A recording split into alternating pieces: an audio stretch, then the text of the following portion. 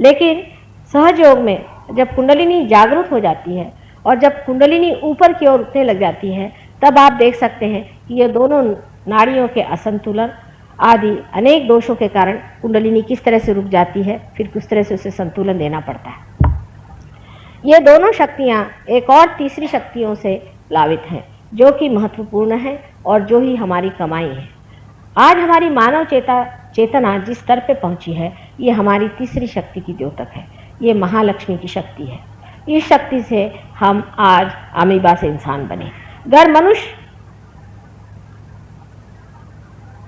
Amoeba रह जाता तो क्या हर्ज था? कौन सी ऐसी आफत आई हुई थी कि इतनी योनियों में से गुजार के आज मनुष्य का सुंदर स्वरूप परमात्मा ने निर्माण किया? क्या कभी आप सोचते हैं कि क्यों परमात्मा ने हमें मनुष्य बनाया? क्या विशेषता हमारे अंदर है जिसकी कि हमें अभी तक गंध भी नहीं और हम जानते भी नहीं हैं, उसकी हमें खबर भी नहीं है कि हम किस लिए संसार में आए हैं। ये साधन जो विशेष तरह का एक मानव बनाया गया है, ये किस लिए बनाया गया? इस मानव को पहले समझ लेना चाहिए कि ये महालक्ष्मी शक्ति से हमारे अंदर आज इस स्थिति में पहुंचा है जहां मानव चेतना पहुंची हुई। विस्तार पूर्वक मैंने एक दिन पहले दादर में सब कुछ बताया था, इसलिए इन तीनों शक्तियों के बारे में मैं अधिक चर्चा नहीं करूंगी। लेकिन ये तीनों शक्तियां हमारे अंदर हैं और इन तीनों शक्तियों का समन्वय जहाँ होता है, ये तीनों शक्तियाँ जब एकत्रित हो जाती हैं और इन तीनों शक्तियों का जब बिल्कुल बाल्य स्वरूप पैदा हो जाता है कि जो किसी भी चीज़ से खराब नहीं हो सकता, जिसके अंदर किसी भी तरह की त्रुटियाँ नहीं आ सकती, जिसके अंदर किसी तरह का अहंकार नहीं आ सकता, जो बिल्कुल हमेशा नवीन रहता है, ये तत्व गुरु तत्व है। बालक के अंदर अहंकार नहीं होता, बालक के अंदर किसी चीज़ से लगाव नहीं होता है, वो पूरी तरह से निर्लिप्त रहता है।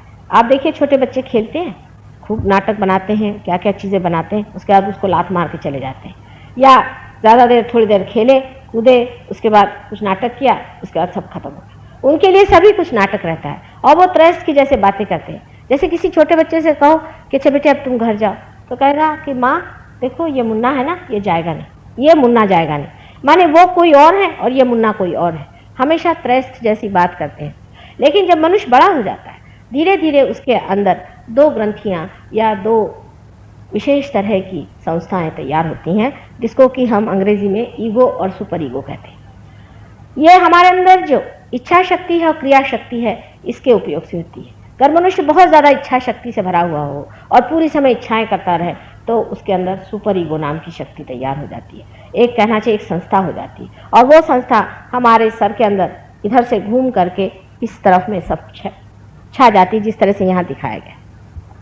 दूसरी संस्था हमारे अंदर क्रिया शक्ति से पैदा होती है, जिसे हम लोग अहंकार कहते हैं और अंग्रेजी में ईगो कहते हैं। ये हर इंसान में, जो इंसान कोई सा भी कार्य करता है, उसके अंदर पैदा हो जाती है। यह संस्था का मतलब ये है कि मनुष्य सोचता है मैंने ये काम किया, मैंने मकान बनाया, मैंने ये घर बनाया, उस चीज़ के प्रति एक तरह का कर्तापन जब आदमी में उभर आता है, उस कर्तापन से ही ये संस्था ईगो की तैयार हो जाती है।